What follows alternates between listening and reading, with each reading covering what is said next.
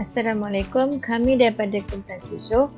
Ini adalah senarai nama ahli Kuantan saya, iaitu Siti Nurfatihah binti Ibrahim, Umi Naswa binti Hairoji, Siti Nur Hadaina binti Razali, Nur Akmal Nazura binti Hamzah, Nur Akmal Faiza binti Zakaria, dan Nur Tasni binti Nur Muhammad.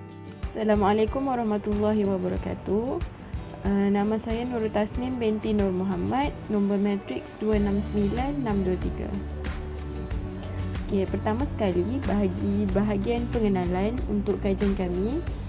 Okey, sebagai umat Islam, kita dituntut dan diarahkan untuk memakan makanan yang halal dan juga baik, iaitu halalan thayyiban.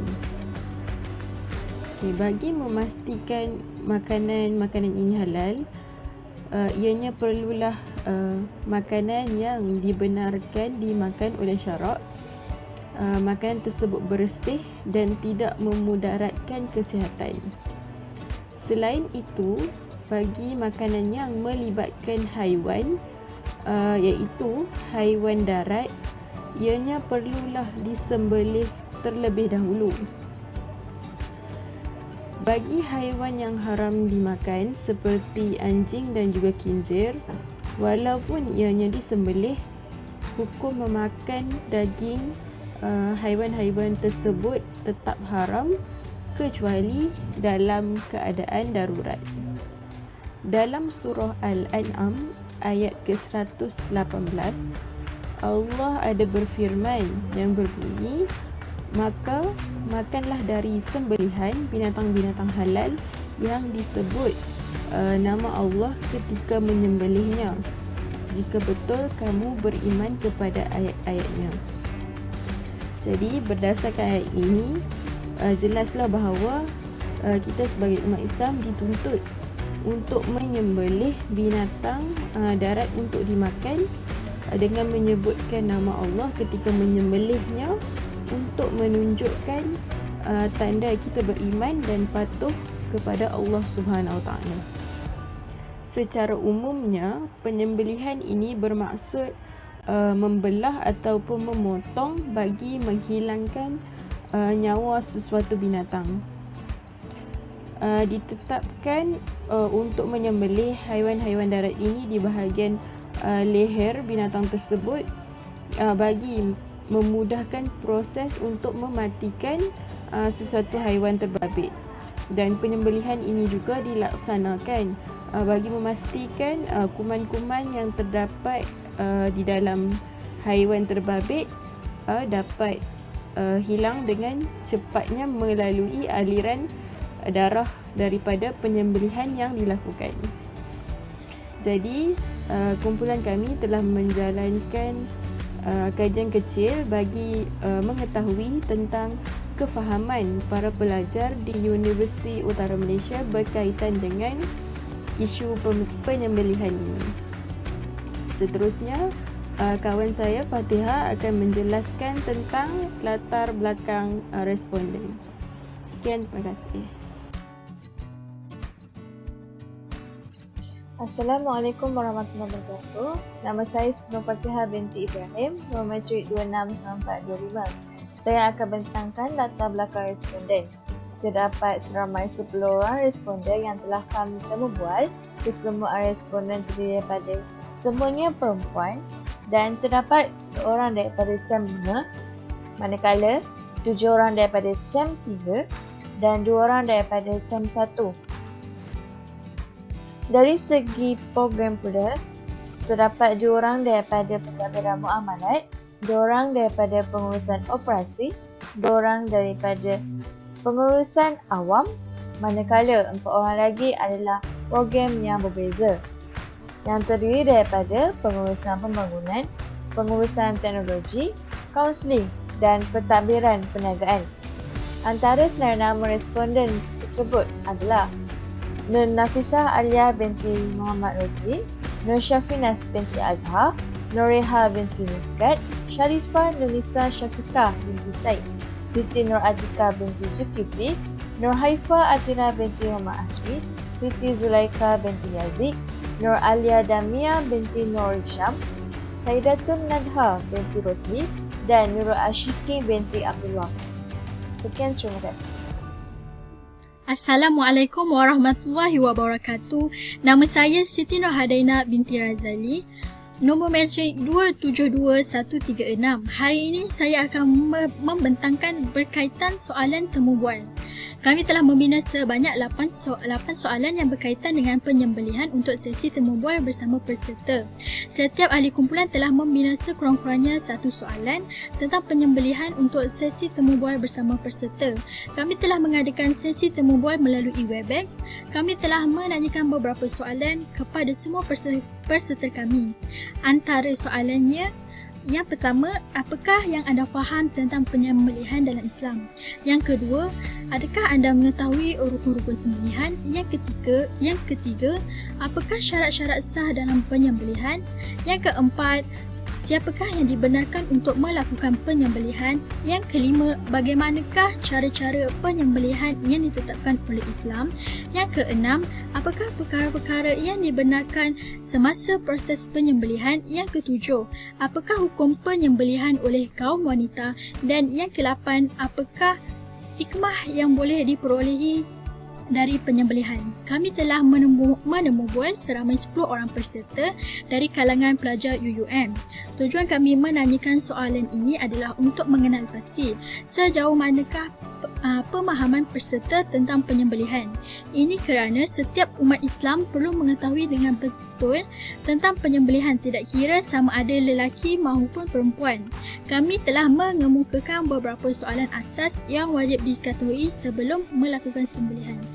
Antaranya seperti rukun, syarat sah dan cara penyembelihan. Soalan-soalan yang kami ajukan kepada peserta telah merangkumi keseluruhan konsep penyembelihan itu sendiri. Secara tidak langsung, ia boleh menambahkan lagi pengetahuan tentang penyembelihan kepada peserta kami. Kaedah temu bual. Kaedah temu bual ini bertujuan untuk mengumpulkan maklumat tentang penyembelihan menurut Islam, di mana topik ini sangat penting dalam kehidupan kita untuk memilih sumber yang halal. Untuk kajian ini, temu bual dijalankan terhadap 10 orang pelajar Universiti Utara Malaysia secara alam maya dan akan dianalisis bagi melihat sejauh mana tahap kefahaman pelajar tersebut berkaitan penyembelihan. Temu bual dibuat berdasarkan struktur yang telah dirancang oleh kesemua ahli kumpulan sebelum memulakan sesi temu bual, dan soalan yang ditanya berdasarkan senarai soalan yang telah dibina oleh semua ahli kumpulan. Antara platform temu bual yang kami pilih untuk menemu bual pelajar adalah melalui Webex dan Zoom. Setiap ahli kumpulan telah mewakili 2 orang peserta untuk ditemu bual melalui platform tersebut. Hal ini demikian kerana dengan platform tersebut lebih mudah untuk menemu bual responden secara dalam talian. Assalamualaikum warahmatullahi wabarakatuh. Nama saya Nakma Faizah binti Zakaria, nombor matrik 271913. Bagi hasil temu bual, berdasarkan kepada temu bual yang telah dijalankan, kesemua responden faham dan tahu tentang penyembelihan yang dilakukan mengikut syarat-syarat yang telah ditetapkan dalam Islam. Konsep penyembelihan dalam Islam telah menetapkan garis panduan dalam penyembelihan haiwan dengan baik dan teliti supaya haiwan yang disembelih sah, halal dan selamat untuk dimakan. Menurut responden, rukun-rukun penyembelihan terbagi pada 4, iaitu penyembelih, binatang sembelihan, alat untuk menyembelih dan juga tempat sembelihan. Untuk syarat-syarat sah sembelihan pula, responden menyatakan bahawa sembelihan mestilah dilakukan oleh orang Islam menggunakan alat sembelihan yang tajam selain daripada kuku, gigi dan juga tulang. Haiwan sembelihan mestilah putus urat merih dan juga urat halkum. Dan binatang tersebut mestilah mati dengan sekali sembelihan. Para responden juga menyatakan bahawa individu yang dibenarkan untuk melakukan penyembelihan adalah orang yang beragama Islam, baligh dan juga berakal, manakala bagi kanak-kanak, orang gila dan juga orang yang dalam keadaan berihram tidak layak untuk melakukan penyembelihan.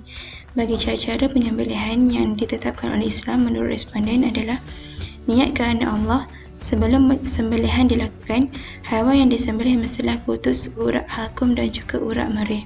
Menurut responden lagi, perkara-perkara yang dilarang semasa proses penyembelihan dilakukan ialah menggunakan alatan penyembelihan yang tumpul, tidak menyebut nama Allah ketika penyembelihan dan sembelihan dilakukan di hadapan haiwan lain.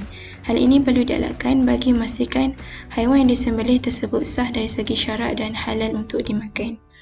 Selain itu, responden turut disoal dengan apakah hukum penyembelihan dilakukan oleh kaum wanita Islam, dan kebanyakan daripada responden menjawab bahawa penyembelihan tersebut sah dan boleh dimakan. Hal ini benar kerana syarat utama bagi penyembelih mestilah seorang Muslim dan tidak mengambil kira jantina seseorang itu. Bagi soalan terakhir yang diajukan iaitu mengenai hikmah penyembelihan, para responden menjawab bahawa hikmah penyembelihan yang dilakukan mengikut syarat adalah memastikan supaya tidak menyeksa haiwan sembelihan untuk mendapatkan daging yang halal dan selamat untuk dimakan, dan juga untuk menghilangkan kuman yang mungkin berada dalam darah haiwan tersebut. Hal ini penting bagi menjaga kemaslahatan manusia dan juga kemaslahatan haiwan yang disembelih tersebut. Sekian, terima kasih. Assalamualaikum. Nama saya Nur Akmal Nazurah binti Hamzah. Nombor metrik 269524. Saya akan menyambung dengan analisis hasil temubual. Melalui hasil temubual yang dijalankan, ia menunjukkan bahawa kefahaman pelajar Universiti Utara Malaysia ini terhadap penyembelihan berada di tahap yang tinggi.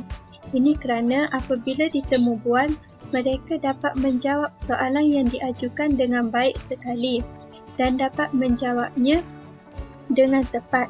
Walau bagaimanapun, terdapat juga soalan yang tidak dapat dihurai dengan baik. Akan tetapi, mereka masih lagi boleh menjawab persoalan yang diberikan. Kami berpandangan bahawa walaupun terdapat dalam kalangan mereka tidak dapat menjawab dengan baik, mereka tetap mempunyai ilmu penyembelihan dalam diri mereka walaupun sedikit.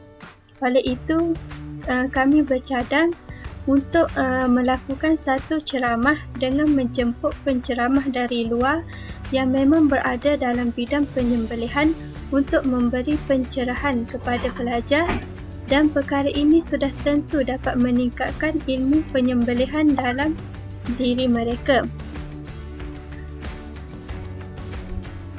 Ini kerana penyembelihan amat penting dalam memastikan haiwan yang disembelih itu halal atau haram atau halal untuk dimakan dagingnya. Sebagai kesimpulannya, ilmu mengenai penyembelihan ini amat penting untuk diketahui oleh semua umat Islam, tidak kira yang telah tua ataupun yang masih muda, agar daging yang akan dimakan tersebut dapat menepati syariat Islam. Sekian, terima kasih.